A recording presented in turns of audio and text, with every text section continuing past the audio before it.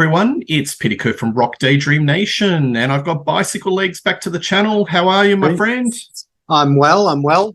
You've sprung this one on me on short notice, but I'm rip-roaring and ready to go with this topic. Absolutely. At very short notice, we are going to talk about Devo, a special live EP from 1981. Now, this has only got 6 tracks, hit the Australian charts, reached the #1 position for 3 weeks. So it's got a special place in my heart. We're going to talk about just everything Devo in respect of this EP. So just a few little stats. This was actually recorded in San Francisco in 1981 at the Fox Warfield Theatre. Obviously, it's a very, I think it was an 18-song, 19-song show. Yeah. Well, I mean, this was really the very, very beginning of my collecting of records and getting involved in music. I was not quite 10 years old when this first came out, and I had seen the film clips for Whip It and Girl You Want. They were being played regularly on Countdown, and I wanted to buy this EP when it came out. And I remember my big sister warning me that the live versions didn't sound anything like the studio versions that I'd seen on the TV. And I heard the live versions on the radio, and I was like, I love them just as much, if not more. I'm buying this. So it was probably one of the very first records I bought. I hadn't even bought an album at this stage. Yeah. I later got Freedom of Choice as given to me for my 10th birthday. Was the very first album I owned on vinyl. But I already owned this. So yeah. So yeah, and I mean, this is the American one, and we were talking about this offline. It comes in this horrible plastic sleeve with like just the card thing, and the record is almost impossible to get out of it. Yeah. It's terrible. Yeah. And then later on, much later on, because this was originally recorded, this show, for the legendary King Biscuit Flower Hour radio program in the US. And it was released as a record. Like 16 of the 20 tracks that they played that night were released on a promotional only album, and it got re-released in 2019 for Record Store Day on lovely blue vinyl. Absolutely, if you can get that, the whole show is great. So definitely worth checking out. But yeah, I mean, this was the beginning of my passion for this band, but also just my passion for music generally. You know, this was one of the very first things I ever got into. Yeah.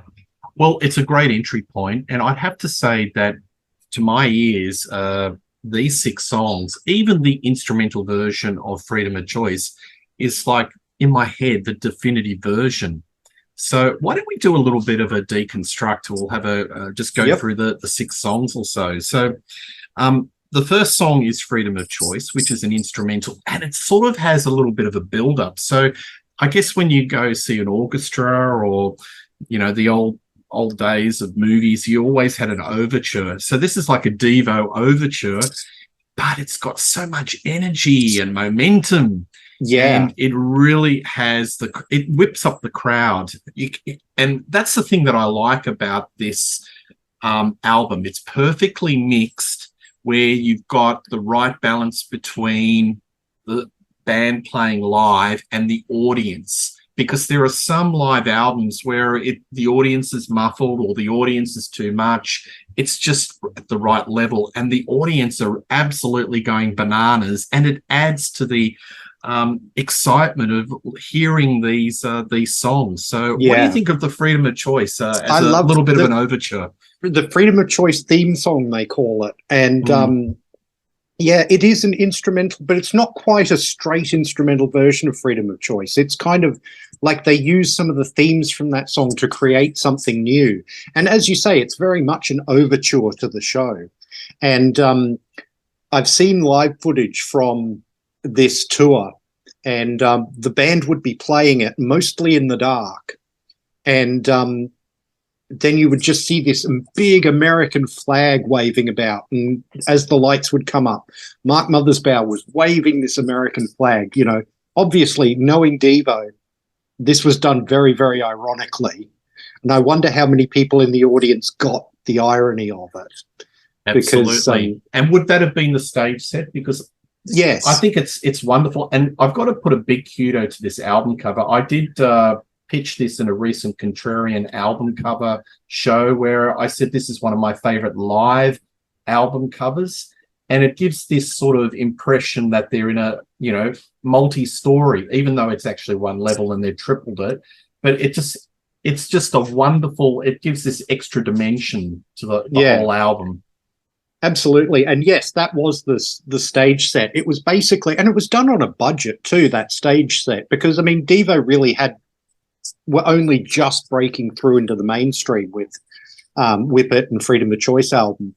So, I mean, basically what you've got there is you've got these really bright lights sort of being shone out through almost sort of milk crate kind of things to give that sort of effect, and to have them in silhouette and things like that.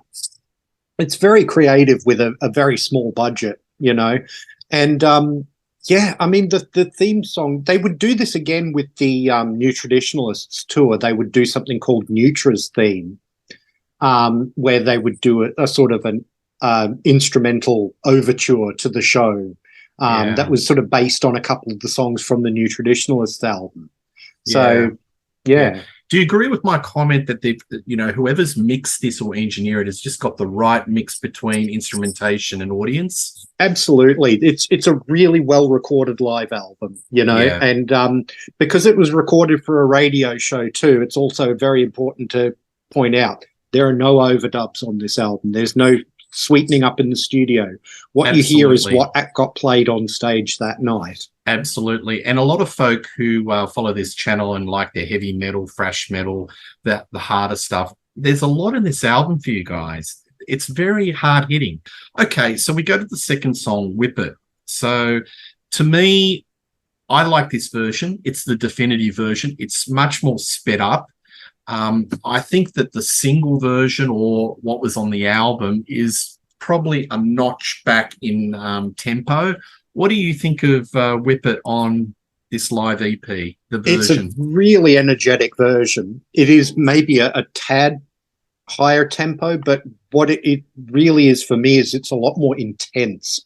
Like the Mark's vocal in particular on the album version is quite laid back. It's quite understated. Whereas on stage, he's almost shouting those lyrics, especially in the choruses. He's really giving it, 100% and absolutely bellowing it out, which does make it sound different, but I really, really like it. Absolutely. And isn't it funny that Devo in 3 different continents are probably known for a different signature song? So in America, Freedom of Choice is probably debatably the signature song. In Australia, Whip It is the signature song. And in England, it's Satisfaction. So would you say Whip It is the definitive Australian song that took Devo to their hearts? Yeah, absolutely. I think, the funny thing is, I mean, Whip It was their biggest hit in the US, sorry. It got to number 14 on the Billboard chart. Here, the studio version of Whip It only got to, I think, number 83 or something like that. It didn't chart at all. Whereas this live EP, as we've said, spent 3 non-consecutive weeks at number 1. Yeah. Just incredible when you think about it that way. But yeah, I mean, look, if you ask most people, man on the street, if they know a Devo song, Whip It's going to be the one that they mention. So, but I will debate. I think in America, Freedom of Choice is probably the song. Probably a little bit more than Whip It. Yeah, it's probably better known now, but Whip It was their only top 40 hit on the singles charts in America. Absolutely. And then you've got Girl You Want. Now, I have to tell you something, Bicyclelegs. I've seen a lot of punk bands and a lot of indie bands in the day that covered this song. So this has got a little bit of punk edge. A lot of bands have covered this song. I think it's a very energetic, it's punky, it's spiky, and it's a fitting way to finish the side 1 of the EP. What do you think of this track? A funny thing about this particular song is that at the time, Devo got accused of basically trying to rip off My Sharona. with that like they were thinking that it was like their version of the but It's I in the don't think those ballpark, songs. but I wouldn't say it's Yeah, directly. no, I agree, it's not. Yeah. But it's a wonderfully up tempo song. It was actually the first single off Freedom of Choice. Yep. Before Whip It was released as the second single. It's a wonderful, energetic, up tempo song. The live version, again, more energetic than they would sing. And sometimes in the live version, like on the studio version, the lyric in one of the verses is she sends out an aroma of undefined love. And in concert, they would often sing that as she sends out an aroma of undefined lust. Interesting. Yeah. Yeah, So, there's a bit of an acute difference there. That's an interesting take.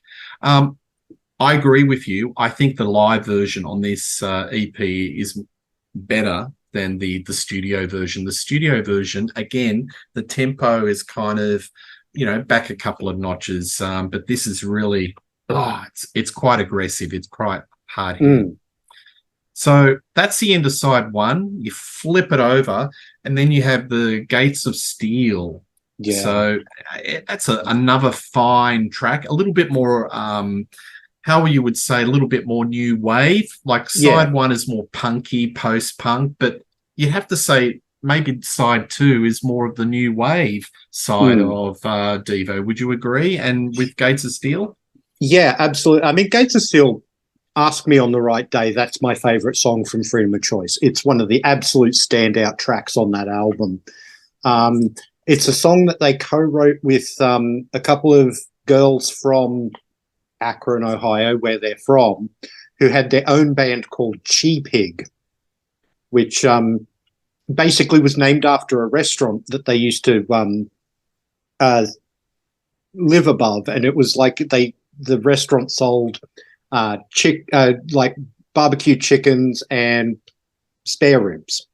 And that's why it was called Chi Pig. And they basically took some of the music from one of their songs and turned it into Gates of Steel. With their permission, they gave credit and all that sort of thing. It's not a rip-off. But it's a wonderful, wonderful track. And it's one of the most Devo lyrics because it really does talk about sort of de-evolution sort of themes and that in the lyric. There's always the lyric in there that I always think of is when he's talking about humanity, and he calls humanity half a goon and half a god. And that's really, very, very Devo thing. But yeah, it's a wonderful track. Again, a bit more energetic live in concert. But yeah, I mean, it's just one of the highlights of this EP, as it is of the Freedom of Choice album. Yeah, absolutely. And then we've got something, they're going into slight Kraftwerk territory where there's a lot of synth lines or sequencer lines, be stiff, and a lot of chants and slogans in this song. Again, very much in the new wave. What do you think of this song on the album? Yeah, Be Stiff is actually a throwback. It's a song that they released before their first album came out. It was their third single. It was released on Stiff Records originally. And, I mean, perfect for it, a song called Be Stiff on Stiff Records. But, yeah, I mean, they rearrange it, though, for this version. They do a very new wave version of it because the single version from 1978 is very much more sort of punky as their sort of late 70s sound was. But they revamp it into this sort of Freedom of Choice kind of sound that they built up at this stage. And, they do the sort of the chanty bit in the middle. And when they were doing that sort of the Be Stiff, dum, dum, dum, be stiff, they would have, and the synths were going, they would have the sort of strobe light effects on the stage and they'd all be moving around on the stage. It looks wonderful if you can ever find live footage of it. It's out there on YouTube. But it's a great version. It holds up. It's very, very different. It's a rearrangement from the original single, but I really like this version. It's the first version of this song I ever heard, so it'll always have a special place in my heart for that reason. Yeah, absolutely. Like most of the tracks on this album, they've just lingered with me for my, um, sort of listening experience with Devo. And finishes up with the mighty fine Planet Earth, which is, Mm. I describe this as very quirky. 2 minutes and 31 seconds of quirkiness. What do you think of Planet Earth? Yeah, it was the closing track on Freedom of Choice. And the interesting thing is that the live version is different from the uh, studio version because there's a different lead singer. Because on the studio version, Jerry sings it, but Mm. in the live version, Mark sings it. And he also played with the lyrics a little bit because he would sort of slip whichever town they were playing in into the lyric in the second verse. Mm. And he does that in this, like he says, I heard a girl from San Frisco, instead of what the original lyric was, which sort of slips my mind at the moment. But yeah, I mean, it's a great song. I always loved it as the closer for Freedom of Choice. And again, the vocal, much more sort of in your face than the version that's on Freedom of Choice. So it's a great way to close out the EP, I think. Yeah. Look, it's a cracker of an EP, folks. And maybe Bicyclelegs, just give us a little bit of a summary of the whole concert. You've obviously heard this quite a few times. Yeah, well, I mean, it's on this one. As I say, not the entire concert is on here, but you get 16 tracks. And I mean, it starts off the same way the EP does. But then you get a bunch of tracks from Freedom of Choice, things like Snowball and It's Not Right. And then it basically is almost in reverse chronological order. Like they play stuff from the Freedom of Choice album, then they'll play some stuff from Duty Now for the Future, and then they go to the Are We Not Men stuff. So you get all that. You get some wonderful versions of Duty Now for the Future songs like Swelling Itching Brain, Secret Agent Man, Blockhead. And then you get into the wonderful sort of stuff from the first album like Uncontrollable Urge and Mongoloid, and then Gut Feeling and Come Back Johnny. It's a great concert. I would love to hear the whole thing. I don't know if the other 4 tracks got recorded or not, but yeah, it's a wonderful show. And you can get a DVD. It's out there, sort of Devo Live 1980, I think it's called. It's not this show, but it's another show from this same tour, and you basically do get the whole 20-track listing, and it's absolutely wonderful. Definitely well worth seeking out and watching, because Devo were mesmerizing on stage, because they used to do all these wonderful sort of moves and choreography and stuff on stage. That's absolutely worth checking out. Yeah, I think they're the ultimate Trojan horse band. You look at the hats and you think they're a bit gimmicky, but they're one of rock's greatest irony bands. There's a serious message. They're probing with barbs and sarcasm as to politics, social observation, relationships. They're a very smart band. People, as I said, look at the surface, but if you dig a little bit deeper, oh, gee, it opens up a can of worms. They're wonderful. And I sort of think that this is the golden era, but you've had much more of an association with the band than I have. Would you agree this might be the golden period of Devo? It was certainly their commercial zenith. I tend to like the albums that came immediately before it and immediately after it a little bit better. I've done a studio albums ranked on my channel. Shameless plug there. Please go and have a look at that. Yeah, I love this album. It always will have a special place in my heart, the Freedom of Choice album, because it was the very first vinyl record album that I owned. But yeah, the ones immediately before and after, Duty Now for the Future and New Traditionalists, they're my absolute sweet spot for my Devo. So yeah, absolutely. And just recapping, this EP went to number 1, and it was number 1 in the Australian charts for 3 weeks. Yeah. But they kept on playing Whip It. Whip It was the signature song. So I think a lot of people kind of thought that Whip It was the actual #1 hit, but it was actually the whole package. Yes. And it was very unusual for an EP to be at the top of the charts. And I can't really think of too many EPs around the world that hit the top of their single charts and regarded as a single. Mm. Yeah, so, it's unusual, but early 80s were unusual times. Absolutely. Well, Devo are coming back to Australia for one final hurrah. It seems like Australia is a port of call for a lot of bands that are celebrating either their 50th anniversary or doing their final hurrah. And I think it's 50 years, isn't it? Yes. Devo, and that's it.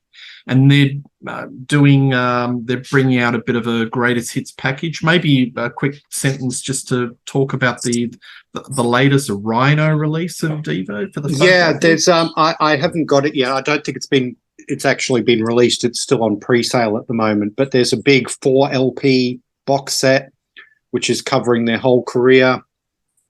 I'll obviously be getting a copy of it, but they actually just released another box set in the last couple of months called Art Devo, which is like really, really early stuff from like 1973 through to 1977. That is some bizarre music. It's well worth checking out. But yeah. Well, I'll probably be getting that too, so I'm looking forward to that. So thank you, Bicyclelegs, for coming on this show. I thought, just doing a little quick show, and I thought it'd be a good sort of, flashback to go back to this album, because it was my entry point to Devo, and it's a delight. So please like and subscribe to Rock Daydream Nation. Plenty of content coming up. In fact, in a week or two, it's going to be Rolling Stones. And it's going to be a bit of a joint venture between this channel and Mr. Bicyclelegs channel, that we are going to be doing a ranking the discography of the Rolling Stones. Man, I cannot tell you what a mega Gantor exercise this is going to be. So Bicyclelegs is going to do the 60s, and I'm going to be doing the years, I think, 1971 to 1981. So yes. 2 golden periods and ranking the albums. So just look at it on YouTube. That'll be out within 2 weeks' time. And both shows will come out within 24 hours of each other. Bicyclelegs, check out his channel. Any shows you want to plug that are coming up this weekend? That I think it's 11 o'clock or 10 o'clock on a Saturday night, Australian Eastern Time.